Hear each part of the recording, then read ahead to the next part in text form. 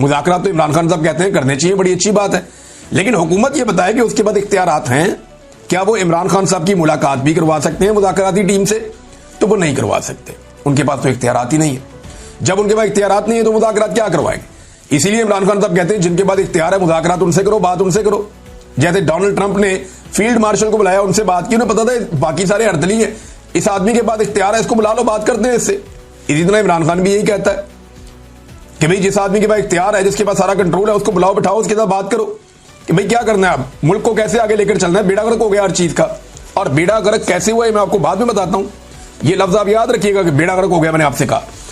आगे आप ये देखें कि तहरीक इंसाफ तहरीक चलाने के लिए जो आपको ग्राउंड पे चीजें चाहिए होती हैं वो सारी मुकम्मल है। इस वक्त बदतरीन महंगाई है, खौफनाक बजट हुकूमत ने पेश किया है IMF का दिया हुआ, जिसने लोगों की कमर तोड़ दी है।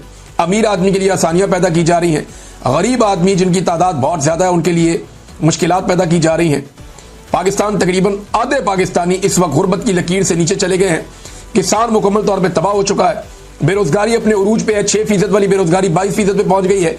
मईशत तबाही के दहाने पर खड़ी है, बल्कि तबाह हो चुकी है। बैड गवर्नेंस पाकिस्तान में अपनी जगह पे है।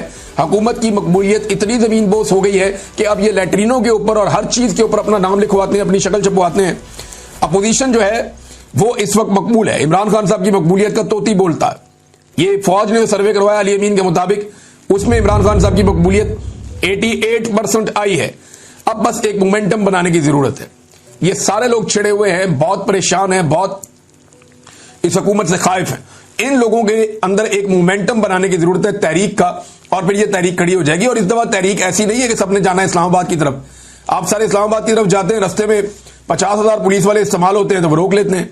अब अपने अपने शहरों में, अपने अपने इलाकों में, अपनी अपनी जगहों पे अगर मुल्क को बंद किया जाएगा तो बड़ी मुसीबत बन जाएगी इस हुकूमत के लिए।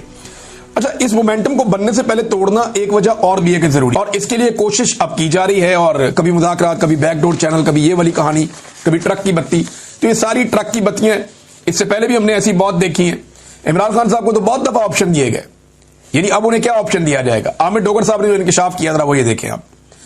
आमिर डोगर साहब हैं, ये हामिद मीर साहब के प्रोग्राम में इंकशाफ कर रहे थे कि इमरान खान को जिस दिन गिरफ्तार किया गया उससे एक दिन पहले इमरान खान के पास कुछ लोग भेजे गए थे कि आपको सुबह गिरफ्तार कर लिया जाएगा, अगर आप मुल्क से जाना चाहते हैं तो लाहौर एयरपोर्ट पर जहाज खड़ा है, आप दुनिया में जहां जाना चाहते हैं जा सकते हैं।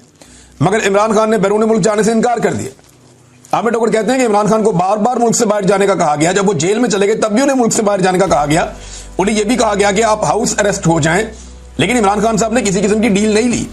उन्हें 8 फरवरी के इलेक्शन से पहले और 8 फरवरी के इलेक्शन के बाद भी बार बार डील देने की कोशिश की गई, लेकिन उन्होंने डील नहीं ली।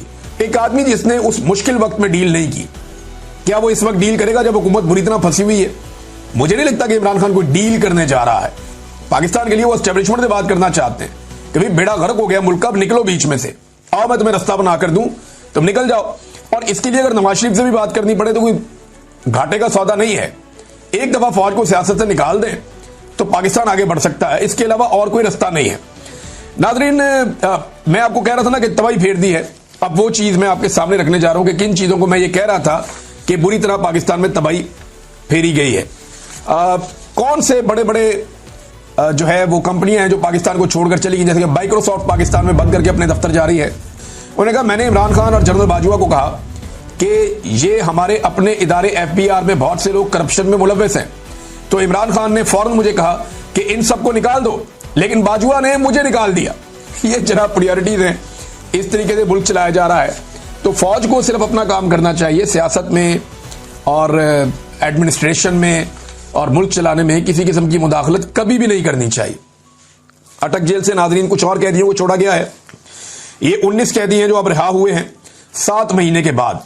ये 26 नवंबर के मुकदमात में इन्हें गिरफ्तार किया गया था। जब ये कैदी रिहा हुए तो वहां कैमरामैन मौजूद थे। उन्होंने जब इनकी वीडियोस बनाई तो ये तमाम कैदी इमरान खान जिंदाबाद के नारे लगा रहे थे।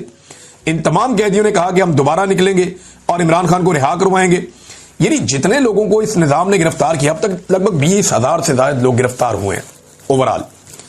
ये जो 20,000 से ज्यादा लोग गिरफ्तार हुए ना पाकिस्तान तहरीक इंसाफ के, अब इनके ऊपर तो मोहर लग गई है कि ये पक्के वर्कर हैं पाकिस्तान तहरीक इंसाफ के, ये अपनी पार्टी छोड़कर अब कहीं नहीं जाते। यानी इन लोगों ने अब कुर्बानी दे दी है ना। सियासी वर्कर जब गिरफ्तार हो जाता है ना तो उससे पहले उसकी अपनी पार्टी के साथ मंगनी हुई होती है लेकिन जैसे ही वो गिरफ्तार होता है उसकी अपनी पार्टी के साथ उसका निकाह हो जाता है और फिर ये निकाह नहीं टूटता। ये पीपल्स पार्टी के साथ भी हमने होते देखा, जमात इस्लामी के साथ भी होते देखा, ये हमने पीएमएलएन के साथ भी होते देखा। लेकिन जितने बड़े पैमाने पर गिरफ्तारियां इनकी हो गई हैं पाकिस्तान तहरीक इंसाफ की, भाई इतनी बड़ी गिरफ्तारियां तो हमने सुनी भी नहीं थी। और पंजाब के अंदर इस पैमाने पे ये तो सवाल ही पैदा नहीं होता। तो बड़ी इन्होंने डिक्टेटर ने इतनी तबाही नहीं फेरी जितनी इनके खिलाफ तबाही फेरी गई है मौजूदा रजीम की तरफ से। मिलिट्री एस्टेब्लिशमेंट ने और मौजूदा हुकूमत ने मिलकर जो पाकिस्तान तहरीक इंसाफ के साथ जुल्म जबर और फस्तायत किया, ये लोग पूरी ताकत से खड़े हो गए।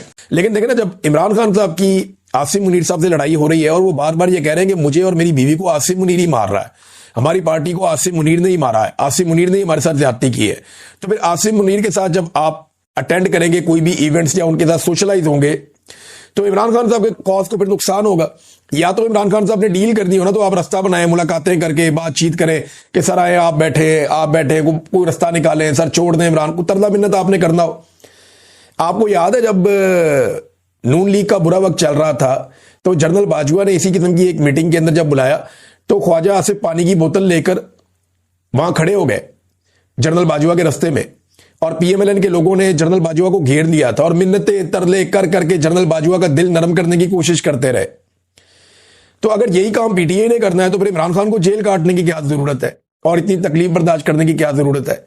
दूसरी जो चीजें इमरान खान साहब ने कही कि पॉलिटिकल कमेटी खत्म कर रहा हूं, सलमान अकरम राजा के पास इख्तियार है कि वो एक नई मुख्तसर कमेटी बनाए जो सियासी हिकमत अमली वज़ा करे और उस पर अमल दरामद करवाए। शाहिद खट्टक को कौमी असम्बली में तहरीक इंसाफ का पार्लिमानी लीडर नामजद करता हूं। पाकिस्तान बार के इंतखाबात में तहरीक इंसाफ मुत्तहद होकर उम्मीदवारों की भरपूर हमायत करे जिन्हें सलमान अकरम राजा और हामिद खान नामजद करेंगे। खैबर पख्तूनख्वा के जो वकला के मामला हैं वो सारे सुहेल अफरीदी साहब उसका खुद जायजा लें और बेहतरी के लिए जरूरी फैसले करें। फिर किसानों के बारे में उन्होंने कहा कि मईशत की रीढ़ की हड्डी है ज़राअत, इसका मौजूदा जो सूरत हाल है परेशान कुन है। किसानों के हकूक पर जिस तरह डाका डाला जा रहा है इस पर मुझे बहुत अफसोस है। ये जनाब इमरान खान साहब के स्टेटमेंट के दोनों हिस्से हैं।